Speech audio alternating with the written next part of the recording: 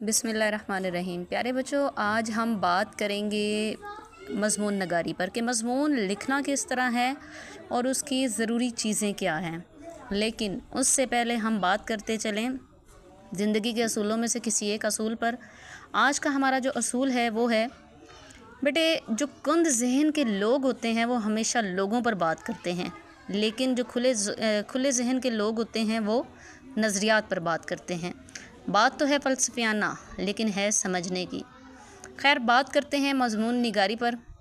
उससे पहले एक शेर बहुत अच्छा मुझे लगता है, वो गोश गुजार करती चली जाऊँ। अदा में बांकपन, अंदाज़ में एक आन पैदा कर। अदा में बांकपन, अंदाज़ में एक आन पैदा कर। तुझे माशूक बनना है तो पूरी शान पैदा कर। बेटे, मज़मून निगारी जब हम करते हैं तो उसके लिए हमें पता होना चाहिए बेसिकली मज़मून होता क्या है। तो मज़मून क्या होता है? मज़मून बेटा अरबी ज़बान का लफ्ज़ है जिसका मतलब है ज़मन में लिए हुए, और इसमें ख़यालात तासुरात का तहरीरी इजहार होता है। एक ख़ास मौजू, स्पेसिफ़िक मौजू दिया जाता है जिस पर इंसान अपने ख़यालात, अपनी मालूमात, अपने तासुरात का तहरीरी इजहार करता है। इसे कहते हैं मज़मून।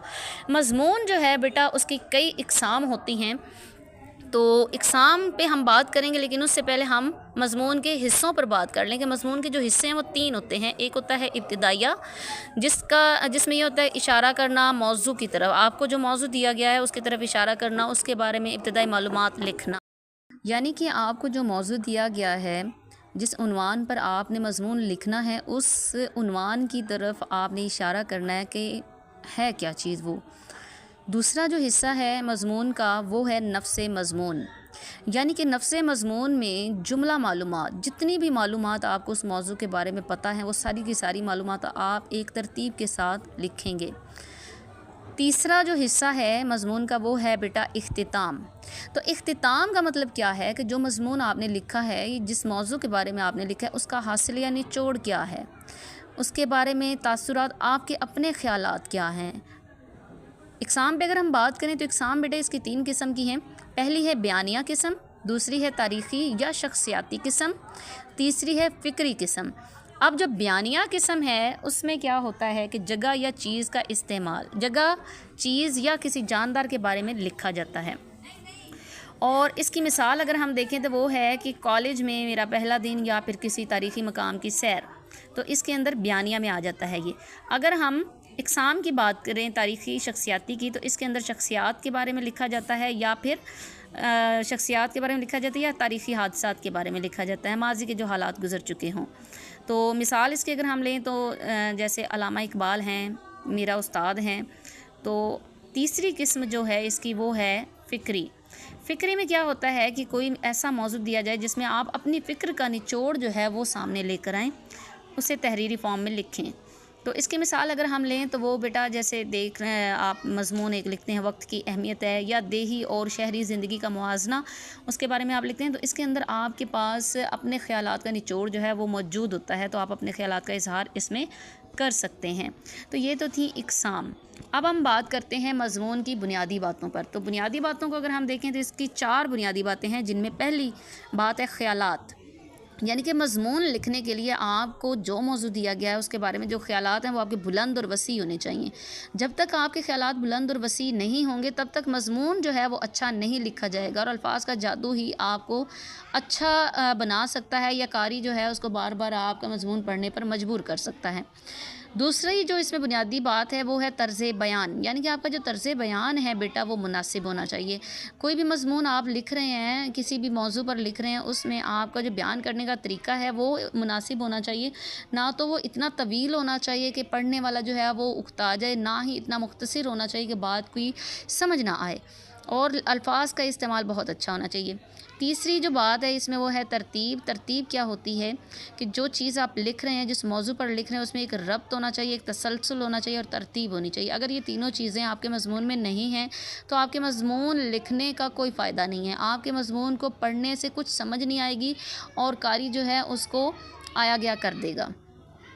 चौथी जो चीज़ है इसमें बुनियादी बात वो है सेहत ज़बान।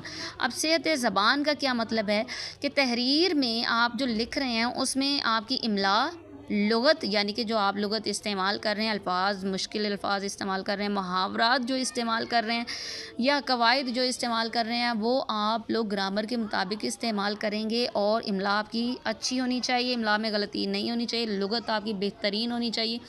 लुगत का मतलब ये है कि आप कोई लफ्ज़ इस्तेमाल करें तो उसका बेसिक मीनिंग जो है, बुनियादी मतलब जो है वही होना चाहिए जो कि आप इस्तेमाल करना चाह रहे हैं। बाज़ औक़ात सकील अल्फाज इस्तेमाल किए जाते हैं, मुश्किल अल्फाज इस्तेमाल किए जाते हैं, लेकिन पता नहीं होता कि हमने उनको कहाँ पर इस्तेमाल करना है। बेटे मज़मून निगारी कोई इतना मुश्किल काम नहीं है, लेकिन इतना आसान काम भी नहीं है। मैं हमेशा कहती हूँ हर काम जो है वो करने से होता है, जब तक आप काम करेंगे नहीं तब तक होगा नहीं। तो घर की खेती उर्दू को मत समझें, बल्कि इस पर भी आपका कमाल होना चाहिए। आपके पास अल्फाज का कह लें कि एक ज़ख़ीरा होना चाहिए, बेहतरीन अल्फाज का ज़ख़ीरा। और वह कैसे आएगा, आपकी कह लें आप मुताला कुतुब करें, गाहे बगाहे करते रहें। आपके पास अच्छी अच्छी किताबें बहुत सी मौजूद होनी चाहिए। कहीं से भी आपको अच्छी किताब मिलती है, आप उसको लें, उसको पढ़ें। इससे आपकी उर्दू की जो ग्रामर है, उर्दू की जो लुगत है, वो बहुत अच्छी हो जाएगी। तो बेटे ये काम जो है मज़मून निगारी का, मज़मून निगारी मैंने आपको बता दिया मज़मून क्या होता है।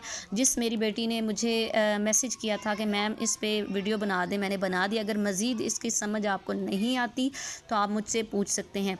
बेटे मौजू आपको जब दिया जाता है तो मौजू को पहले आप अंडरस्टैंड करें, उसको समझें कि मौजू आया है किस बारे में।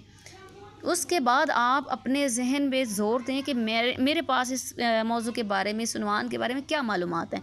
आप तरतीब के मुताबिक उसको लिखें। उसका इब्तिदाइया लिखें, इब्तिदाइया में आपको पता है कि उस चीज़ के बारे में लिखना है। फिर नफ्स मज़मून लिखें, नफ्स मज़मून में आपके पास जितनी भी मालूमात है उसके बारे में वो एक तरतीब के साथ, एक रब्त के साथ, एक तसलसल के साथ लिखते चले जाएं।